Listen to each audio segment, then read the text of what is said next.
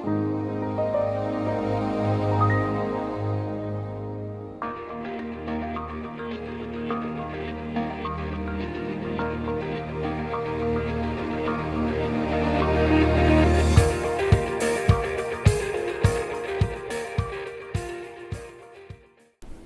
friends, my name is Vijay Ubale and I am going to start a new chapter differentiation.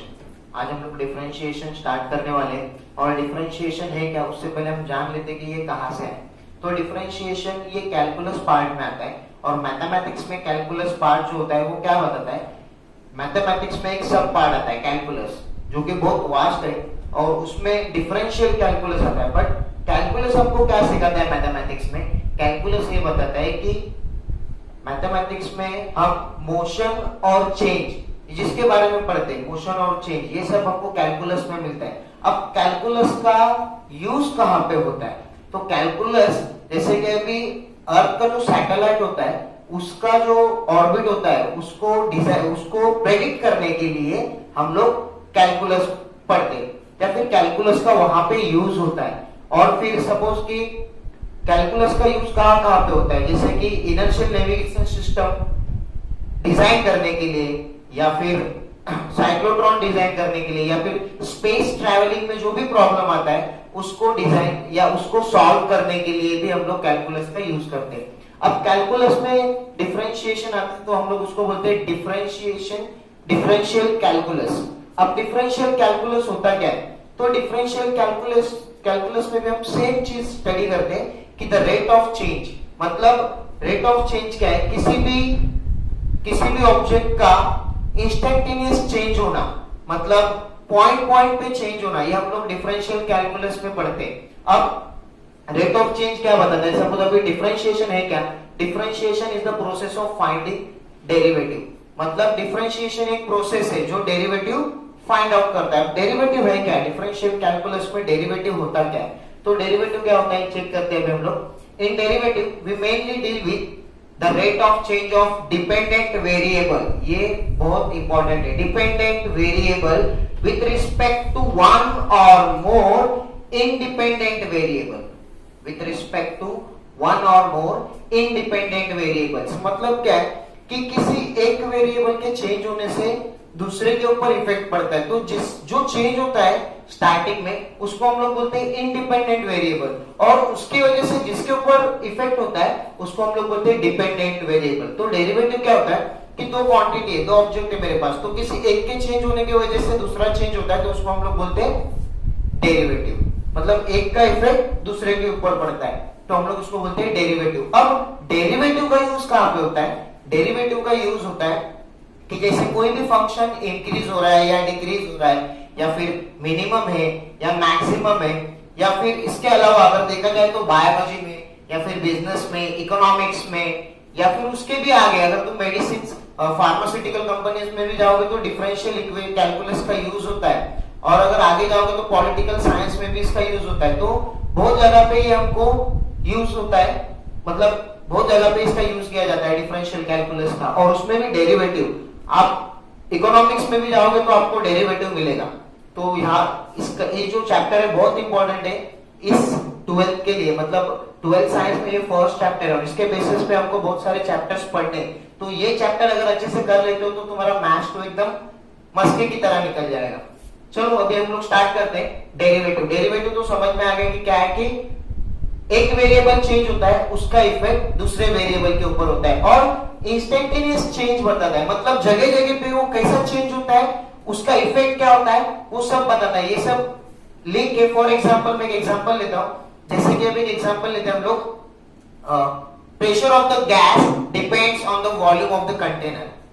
तो मतलब pressure जो होता है gas का वो कंटेनर के वॉल्यूम के ऊपर डिपेंड होता है। अगर सपोज वॉल्यूम तुम कम करोगे तो प्रेशर बढ़ेगा, अगर वॉल्यूम तुम थोड़ा रिलीज करोगे या फिर थोड़ा बढ़ाओगे तो क्या हो जाएगा, प्रेशर कम होगा। मतलब यहाँ पे डिपेंड कौन है, तो प्रेशर डिपेंड है, किसके ऊपर डिपेंड है, तो वॉल्यूम के ऊपर। ऐसे बहुत सारी चीजें एक दूसरे के ऊपर डिपेंड होते हैं। वहां पे हम लोग द रेट ऑफ चेंज, मतलब इंस्टेंटेनियस चेंज हम लोग फाइंड आउट करते हैं, तो उसको हम लोग बोलते हैं डेरिवेटिव। अब डेरिवेटिव चैप्टर में 11th में हमने पढ़ा है 11 में एक चैप्टर डेरिवेटिव, उसमें भी यही बताया, फर्स्ट प्रिंसिपल ऑफ डेरिवेटिव। अब ये फर्स्ट प्रिंसिपल ऑफ डेरिवेटिव है क्या? तो ये है f dash of x is equal to limit f of x plus h minus f of x by h at h tends to 0। अब ये आया कहां से? एक्चुअल में इसका मीनिंग क्या है? एक्चुअल ये है स्लोप, स्लोप ऑफ लाइन या slope of a curve, slope of a tangent to the curve.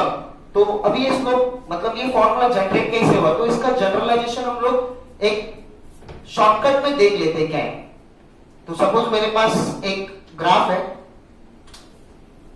किसी फंक्शन का ग्राफ है, मतलब कोई भी एक कर्व है, मैं एक कर्व लेता हूं यहां पे, और मुझे सपोज एक कर्व है y is equal to f of x, और इस कर्व पे मुझे कहीं पे भी किसी भी पॉइंट पे टैंजेंट ड्रॉ करना है और उसका स्लोप देखना है क्या है।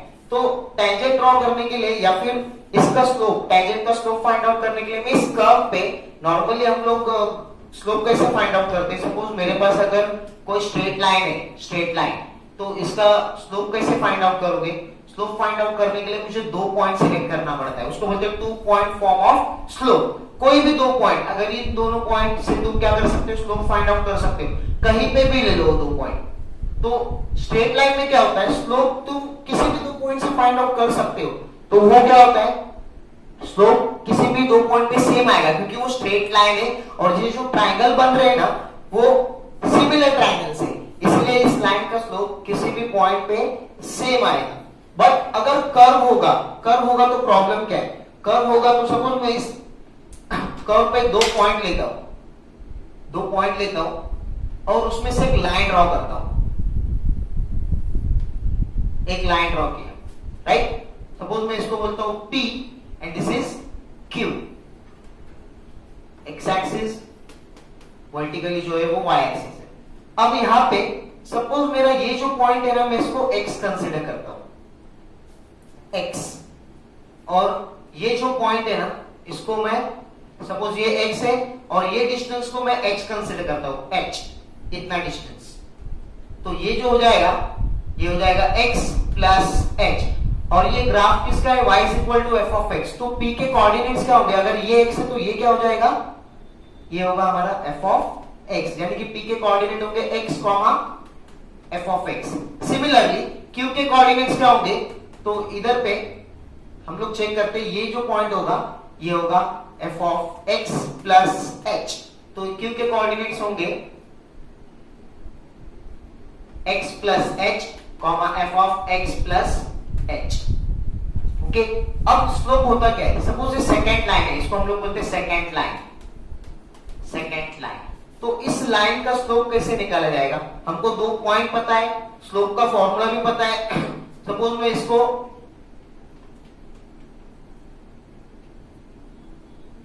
यहां पे ज्वाइन करता हूं। अब देखो स्लोप एक्चुअली होता क्या है? स्लोप मीनिंग, स्लोप का मीनिंग क्या है? तो देखो हम लोग देखते हैं यहां पे, slope is equal to the ratio between rise and run, rise and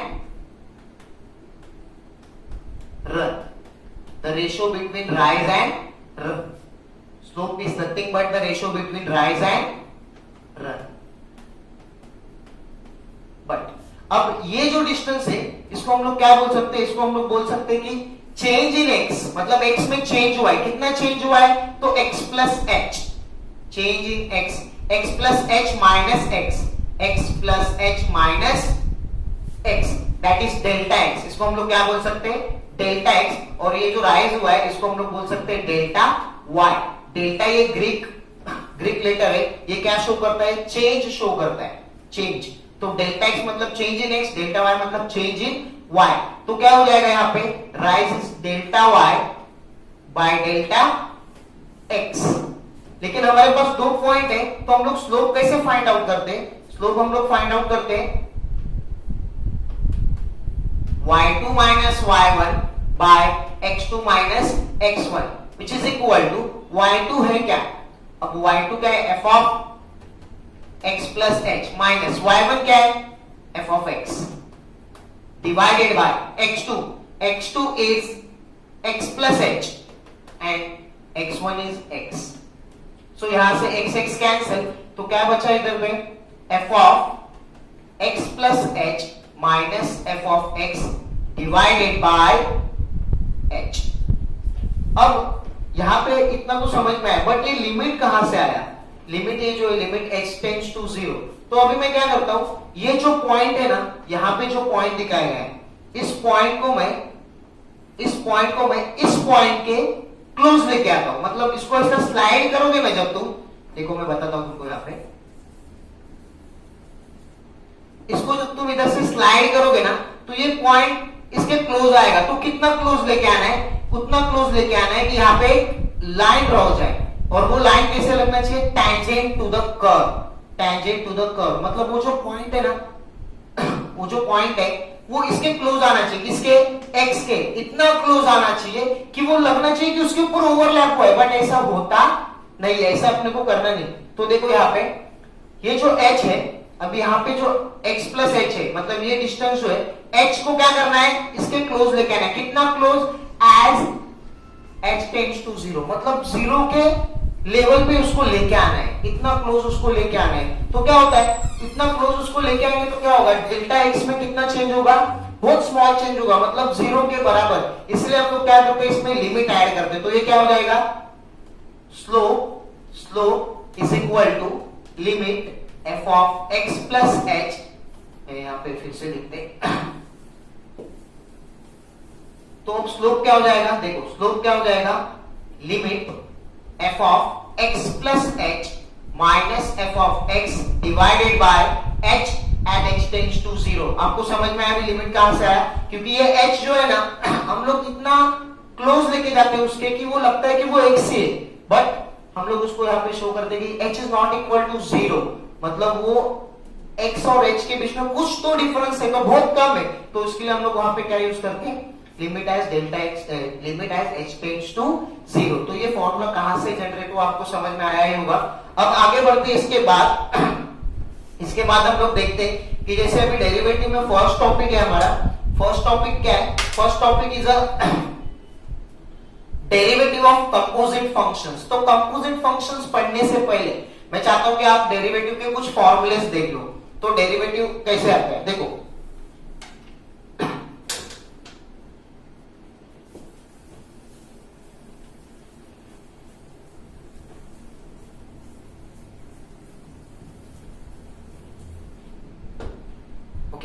तो standard form of the derivative, मतलब कुछ स्टैंडर्ड फंक्शंस के डेरिवेटिव कैसे होते हैं देखो। Derivative of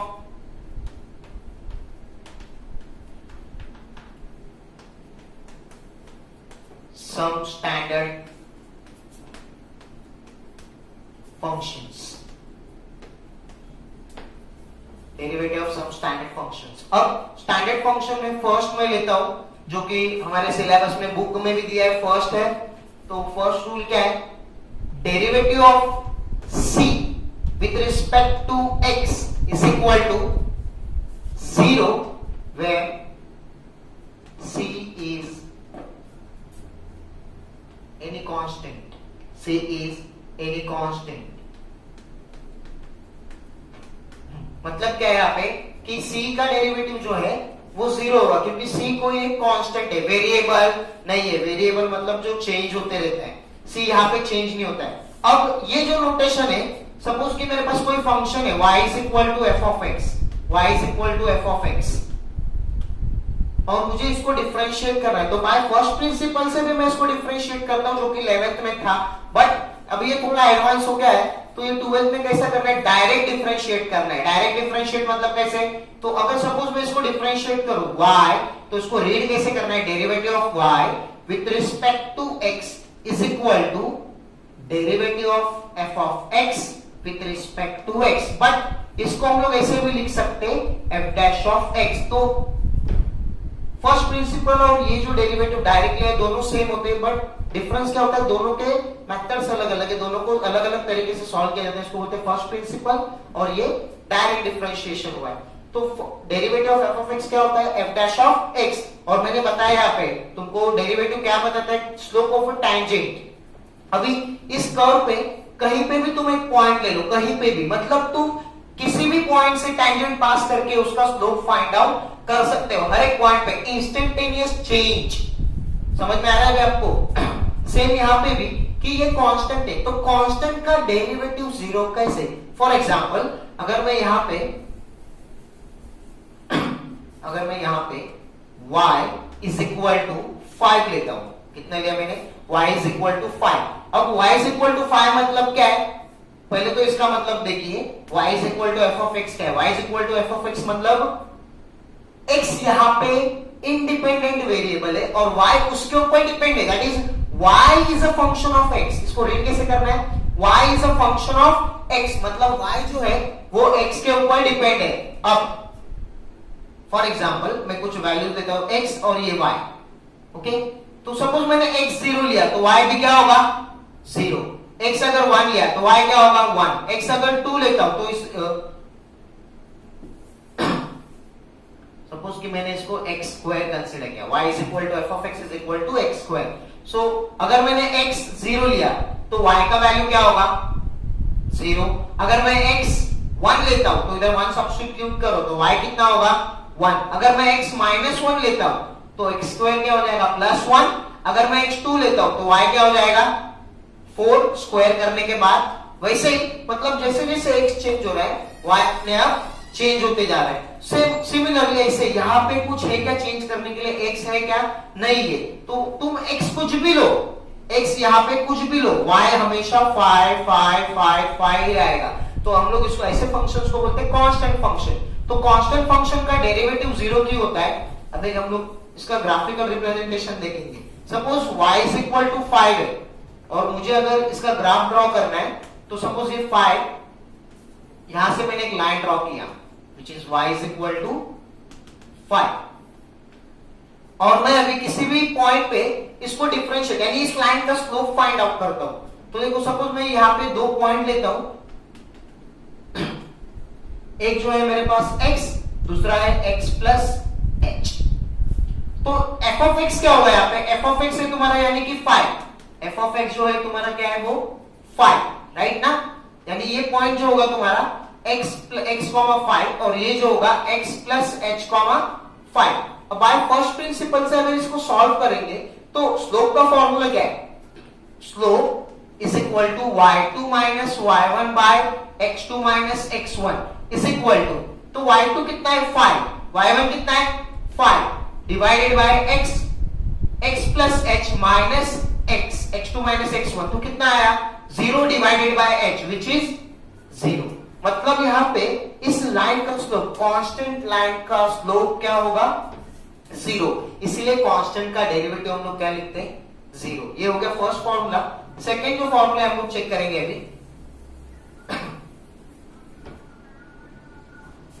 now second derivative of x raise to n with respect to x। Derivative of x raise to n with respect to x, इसको हम लोग बोलते हैं पावर फंक्शन। अब पावर नेगेटिव भी हो सकते हैं, पॉजिटिव भी हो सकते हैं, फ्रैक्शनल में भी हो सकते हैं। तो मैं डायरेक्ट में तीनों एक साथ तुमको बता देता हूं कि positive index, negative index and rational index. तो अगर ऐसा फंक्शन होगा डेरिवेटिव ऑफ पावर फंक्शन, इसको हम लोग बोलते हैं पावर फंक्शन। सबसे पहले तो आपको फंक्शन के बारे में भी जानकारी लेना चाहिए जो कि 11th में है। तो आगे बढ़ते हैं हम लोग अभी। Derivative of x raise to n, इसको बोलते हैं पावर फंक्शन। तो पावर फंक्शन का डेरिवेटिव कैसे लिया जाता है? n x raise to n minus 1, n x raise to n minus 1 मतलब जो भी पावर होगा उसको क्या करना है? वेरिएबल के आगे लेना है और उसमें से एक इंडेक्स कम करना है। पावर चाहे नेगेटिव हो, पॉजिटिव हो या फ्रैक्शन में हो। फॉर एग्जाम्पल एक एग्जाम्पल लेते हैं, suppose y is equal to x raise to 4, ये पावर फंक्शन है। y is equal to x raised to 4, so y is equal to x raised to 4। तो इसका डेरिवेटिव कैसे लिखना है? पहले तो हम लोग को ये वर्ड में लिखना है, differentiate y with respect to x। मतलब जैसे जैसे x चेंज होगा तो y कितने फास्ट चेंज हो रहा है वो बताता है ये। अब इसको एक्सप्रेशन, मैथमेटिकल एक्सप्रेस कैसे करना है? देखो, derivative of y with respect to x is equal to derivative of x raised to 4 with respect to x। मतलब सबसे पहले इसको डेरिवेटिव के सिंबल में रखना है, उसके बाद इसमें फॉर्मूला अप्लाई करो। क्या फॉर्मूला है? n x raise to n minus 1। So n कितना है यहाँ पे? इंडेक्स क्या है? 4, x रेस टू 4 माइनस 1, तो क्या होगा ये 4 x रेस टू 3, तो ये हो गया derivative of x raise to 4, that is power function. तो ये सेकंड फॉर्मूला किसका है? Derivative of power function. उसके बाद आगे के फॉर्मूले हम लोग देखते हैं।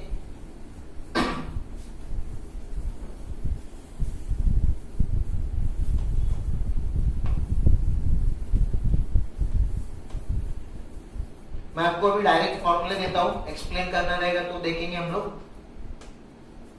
Derivative of 1 by x with respect to x is minus 1 by x square, मतलब डेरिवेटिव ऑफ 1 बाय x क्या होता है? Minus 1 by x square.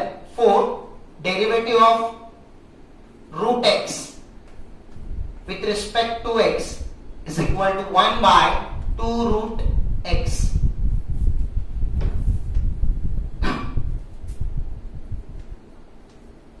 Derivative of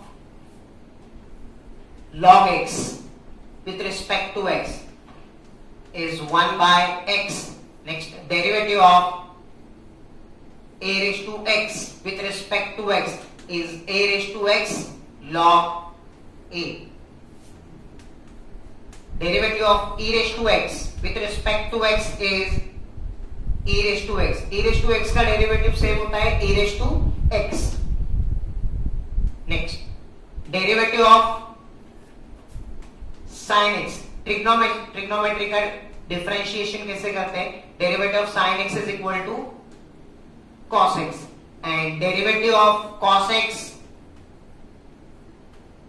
with respect to x is equal to minus sin x. Next, derivative of tan x with respect to x is equal to sec square x. Derivative of sec x with respect to x, sec x into tan x, ये sec x का derivative है. Derivative of cot x with respect to x is minus cosec square x. Next, derivative of cosec x with respect to x is equal to minus cosec x into cot x.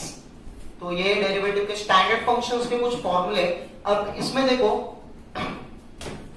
cos, ये जो cos है इसमें को and cot में भी को आया है यहाँ पे, cosec में को, तो इन तीनों का जहां पे को वर्ड आता है तो समझने का कि वहां पे उसका डेरिवेटिव क्या होगा? नेगेटिव होगा। तो ये कुछ डेरिवेटिव के स्टैंडर्ड फंक्शंस के फॉर्मूले, मतलब ये तुमको पूरे चैप्टर में यूज होने वाले हैं और जो टॉपिक्स है हमारे वो इसके बाद है।